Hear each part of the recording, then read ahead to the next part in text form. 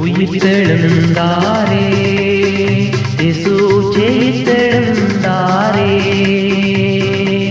உயிர்த்தெழுந்தாரே, இயேசு ஜெயித்தெழுந்தாரே, சாவை வென்ற வேந்தனாக ஜெயித்தெழுந்தாரே, சாவை வென்ற வேந்தனாக ஜெயித்தெழுந்தாரே,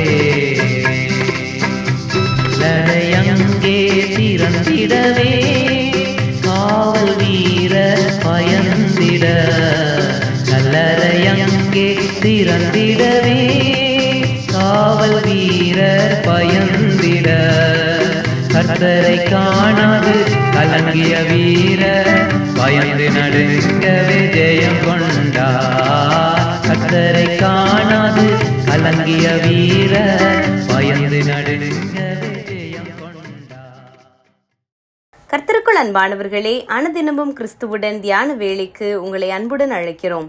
இன்றைய தியானத்திற்கான வேத வாசிப்பு லூக்கா 24ஆம் அதிகாரம் வசனங்கள் 1 முதல் 12 வரை. தியானத்திற்கான தலைப்பு சுத்திகரிக்கப்பட வேண்டிய நினைவகம். அப்பொழுது அவர்கள் அவருடைய வார்த்தைகளை நினைவு கூர்ந்து, லூக்கா 24:8, கணனி அல்லது கை தொலைபேசியின் நினைவகம் வீண் செய்திகளால் நிரம்பி விடும்போது அதை சுத்தப்படுத்தும் வேளையில் முக்கியமான தகவல்களையும் சேர்த்து அழித்து விடுகிறோம். அவை நமது நினைவிலும் நிற்பதில்லை. இது போலவேதான் அன்று சீஷர்களும் வீண் தகவல்களை நினைவில் நிறைத்து வைத்து இயேசு கூறியவற்றை மறந்துவிட்டார்களோ? வாரத்தின் முதல் நாளிலே இயேசுவின் சரீரத்துக்கு சுகந்த வர்க்கம் இடும்படிக்கு கல்லறைக்கு முதலில் சென்றவர்கள் சீஷர்கள் அல்ல, பெண்கள்தான்.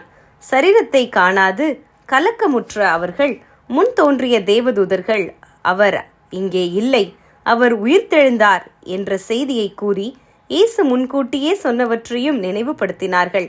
அப்பொழுது அவர்கள் அவருடைய வார்த்தைகளை நினைவு கூர்ந்தார்கள். ஆம், அந்த ஸ்திரீகள் இயேசு சொன்னதை நினைவு கூர்ந்தனர். இயேசுவின் உயிர்த்தெழுதலை நம்பினர். ஓடிப்போய் சீஷர்களுக்கும் சொன்னார்கள். ஆனால் சீஷர்கள் இவர்களை நம்பவும் இல்லை. அவர்களுக்கு இது வீண் பேச்சாகவே தோன்றியது. கல்லறைக்கு சென்று பார்த்த பேதுருவும் ஆச்சரியப்பட்டானே தவிர நம்பியதாக எழுதப்படவில்லை. இது ஏன்? இயேசுவின் வார்த்தைகளை கூடவே இருந்து கேட்டவர்கள் ஏன் மறந்தார்கள்? இயேசு தமது மரணம் உயிர்த்தெழுதல் குறித்து முதலில் கூறிய போது பேதுரு அவரை கடிந்து கொண்டான். மார்க்கு 8ஆம் அதிகாரம் வசனங்கள் 31 முதல் 33 வரை. அடுத்த தடவை அவர்கள் தங்களுக்குள் யார் பெரியவன் என்று தர்க்கம் பண்ணி கொண்டிருந்தார்கள். மார்க்கு 9ஆம் அதிகாரம் வசனங்கள் 31 முதல் 34 வரை.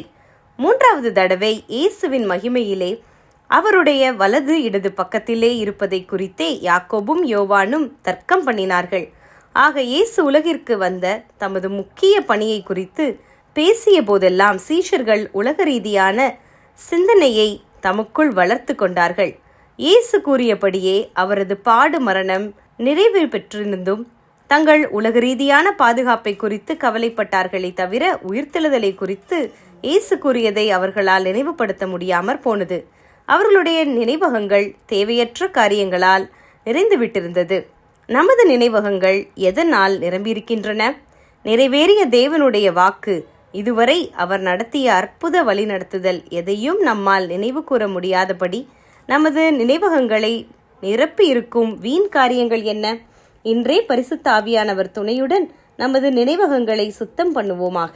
ஜெபம் செய்வோமா? கர்த்தாவே, அகற்றப்பட வேண்டிய காரியங்களை அகற்றி இந்த வினாடி வரையிலும் கர்த்தர் செய்த அதிசயங்களை மட்டுமே எங்கள் நினைவில் நிறுத்தி துதிக்க எங்களுக்கு உதவி செய்யும். ஆமேன்.